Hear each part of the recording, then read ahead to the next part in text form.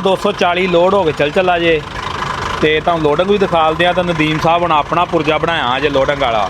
ਇਹ ਨਦੀਮ ਸਾਹਿਬ ਆਪਣਾ ਜ਼ਾਤੀ ਬਣਵਾਇਆ ਜੇ ਜੀ? ਆਪ ਹੀ ਤੇ ਇੱਥੇ ਵਰਕਸ਼ਾਪ 'ਚ ਆਪ ਹੀ ਤਿਆਰ ਕੀਤਾ ਸੀ। ਸਹੀ। ਆ ਇੱਥੇ ਇੱਕ ਕਮਰਾ ਹੈਗਾ ਸੀ ਮੁੰਡਿਆਂ ਦਾ, ਔਰ ਤੇ TRN ਜਿਹੜਾ ਲੱਥਿਆ ਤੇ ਗਾਰਡਰ ਜਿਹੜੇ ਲੱਥੇ ਉੱਥੇ ਲੈਂਡਰ ਪਾ ਦਿੱਤਾ ਸੀ ਤੇ ਆ ਉਹੀ TRN ਤੇ ਗਾਰਡਰ ਪਏ ਸੀ ਤੇ ਉਹਨਾਂ ਦਾ ਜਨਾਬ ਪ੍ਰੋਪਰ ਫਰੇਮ ਬਣਾਇਆ। ਦੇਖੋ ਨਾ ਸਾਰਾ ਥੱਲੋਂ ਗਾਰਡਰ ਲਾਇਆ, ਸਪੋਰਟਾਂ ਲਾਈਆ ਤੇ ਇਹਦੇ ਉੱਤੇ ਚਾਹੇ ਬੰਦੇ ਚੜਨ ਤੇ ਭਾਵੇਂ ਟਰੈਕਟਰ ਚੜਨ ਬੜੇ ਆਰਾਮ ਨਾਲ। ਸਹੀ।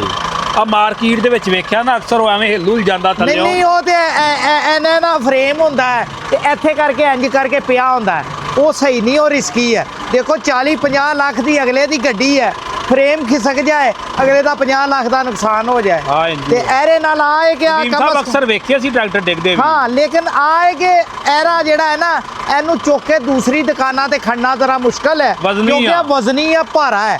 ਲੇਕਿਨ ਆਏ ਕਿ ਅਸੀਂ ਇੱਥੋਂ ਚੁੱਕ ਕੇ ਪਾਸੇ ਲਾ ਦਈਦਾ, 4-6 ਮੁੰਡੇ ਲੱਗਦੇ ਚੁੱਕ ਕੇ ਪਾਸੇ ਰੱਖ ਦਿੰਦੇ, ਫਿਰ ਇੱਥੇ ਰੱਖ ਕੇ ਗੱਡੀ ਚਾੜ ਲਿੱਤੀ।